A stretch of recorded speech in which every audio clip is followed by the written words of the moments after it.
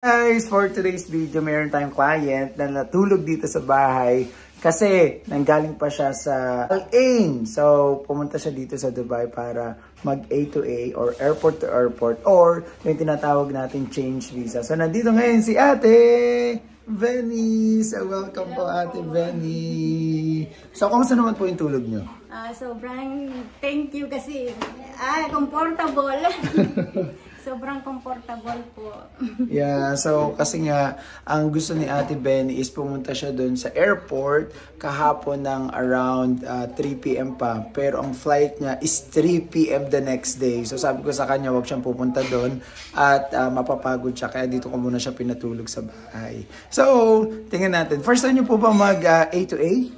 Yes po, but you know, before you helping me. Ikaw yung tumulong sa akin dati, kaya ikaw agad yung tinawagan ko para mag A to A. Mashallah, nakakatuwa naman po. So, si Ate dati is nagpa-process sa atin ng mga documents din. At ngayon, nandito siya para magpa-process ulit ng A to A. Mashallah, so hatid natin si Ate at mamaya aalamin natin kung ano ba yung mga nangyari sa kanya. Pero, hindi na natin pala siya masusundo kasi sabi niya, from lumabas na yung visa niya, diretso na siya ng Al Ain. So, medyo mahaba yun ang biyahe. So, gagabihin si Ate. So, let's go. Punta na tayo sa Dubai Airport Terminal 2. Kami ni Ate, on the way na kami sa Dubai Airport Terminal 2. At sinasabi niya sa akin, madami daw nagtatanong sa kanya kasi gumanda daw yung buhay niya. Yes. Paano po ba yung nangyari sa inyo? Ba't gumanda po yung buhay?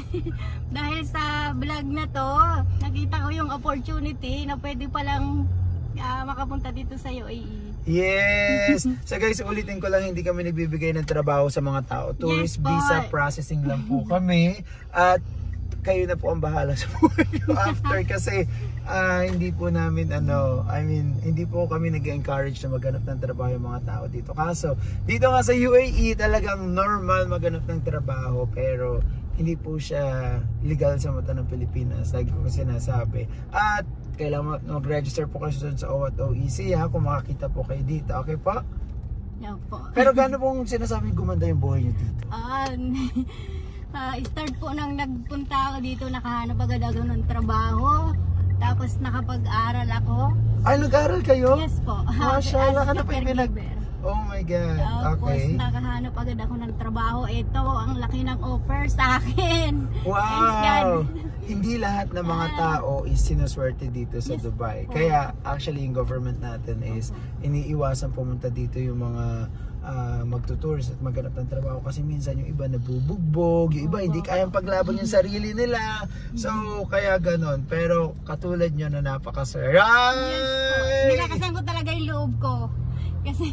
Kasi mas mahirap sa atin sa Pinas. Yun nga lang, mahirap sa atin sa Pilipinas. Inshallah, sa pamumuno natin, Presidente. Katulad ko, mahina yung loob ko pag sa Pinas kasi wala akong magandang pinag-aralan. Buti ang galing, no? Dito, kung kailan nasa ibang bansa ka, doon talaga lalakas yung loob mo kasi wala kang, dito, aasahan. Wala kang aasahan, dapat sarili mo lang talaga. Wala po, yung mag-aangat sa'yo. Oo, sa Pilipinas kasi kung nandun ka lang sa comfort zone mo, andun ako 6 years sa Saudi. Sabi ko, ganito na lang ba ako? Grabe. Tapos ito yung nakita ko na vlog nyo. Oo. Yeah. At kasi least, ang dami mong natulungan.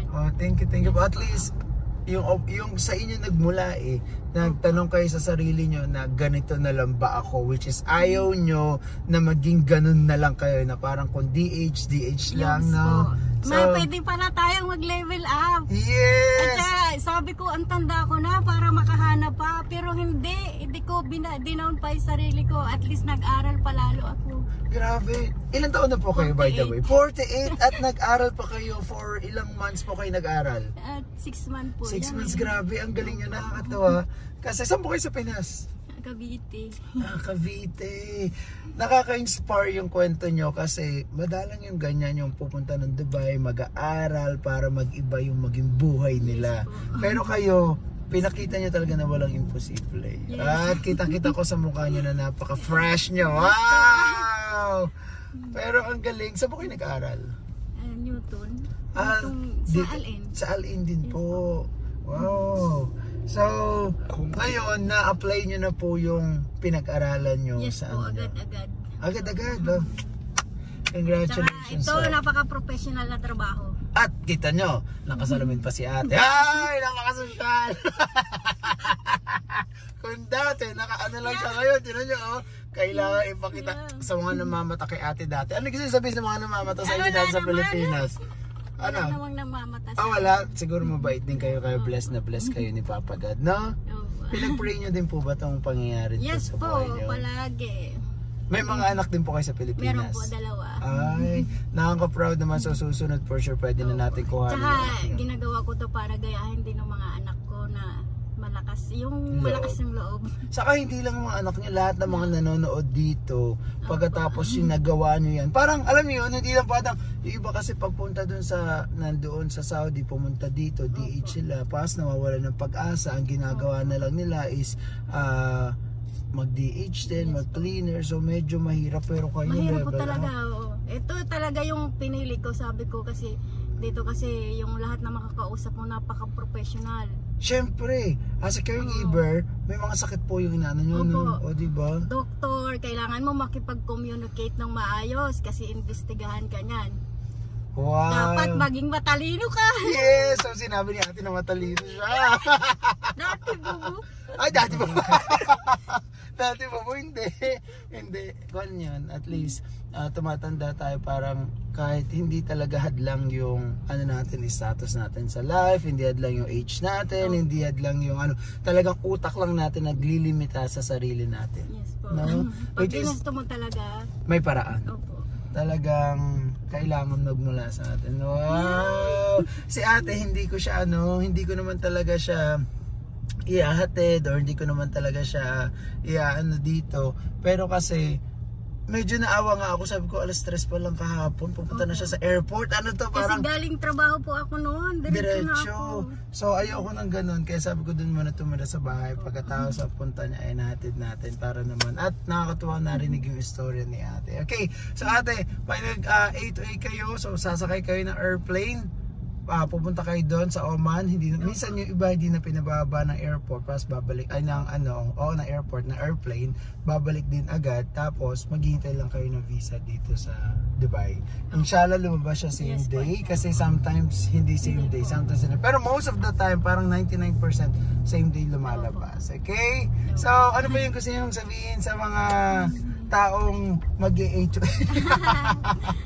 Wag po kayong panghinaan ng loob. Laging kahit may struggle, basta laksan nyo lang yung loob nyo. Yes. Ano na po ba yung mga pinagdaanan nyo dito sa Dubai?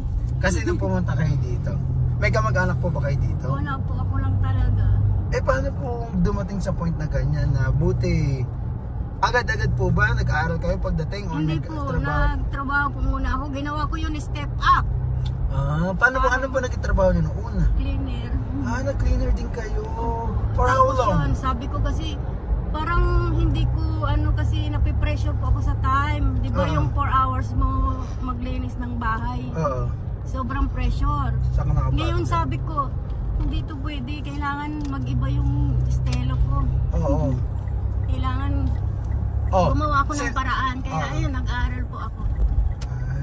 So nakakatuwa. So sa lahat ng mga kababayan natin dyan, ibahin nyo yung mind nyo, mag-aral din kayo katulad ni ate, kasi I think yung mga caregiver dito is mataas ang demand, no? Mataas po ang demand dito kasi madalang 100 plus, kung masipag ka, 100 plus kikitain mo buwan-buwan. Diba? So 100,000 peso po ang sinasabi ni ate nakikitain mo buwan-buwan. Bukod sa cleaner na dati is nasa lang 20,000. See, times ang inana ni ate. Naging quadruple. Wow! So congratulations po. Malapit na po tayo sa airport at ang gagawin nyo lang po is diretso po kayo, mag-check-in po kayo. Pagka-check-in nyo po dun sa immigration, pag sa sa check-in, tapos nakadaan na po kay immigration, pasend na lang po sa amin yung boarding pass. Okay. Meron pong internet po sa sa airport po. Opo, na lang. So sige po ate, thank you so much. Ingat po kayo. Bye-bye. Much po. Ingat po kayo. Bye-bye po. God bless ate. Update nyo po kami pagkapasok nyo ha. Yung boarding pass. Bye-bye po. Ingat. God bless. Sige po. See you po. Bye-bye. Guys, finally nahatid na natin si ate dito sa Dubai Airport Terminal 2 at hintayin na lang natin siya maka-check-in para ma-process natin yung visa niya agad. So guys, sa lahat ng mga gustong magpa-process ng visa, just contact us on WhatsApp, YouTube, Instagram, so para ma-assist namin kayo. So thank you so much guys sa pagtitiwala at sana maging inspirasyon natin si Ate Benny sa kanyang naging buhay dito sa UAE. So nakakatuwa, ang lakas-lakas ng loob niya at talaga nag-aral siya para sa sarili. So guys, thank you and have a good day. Bye!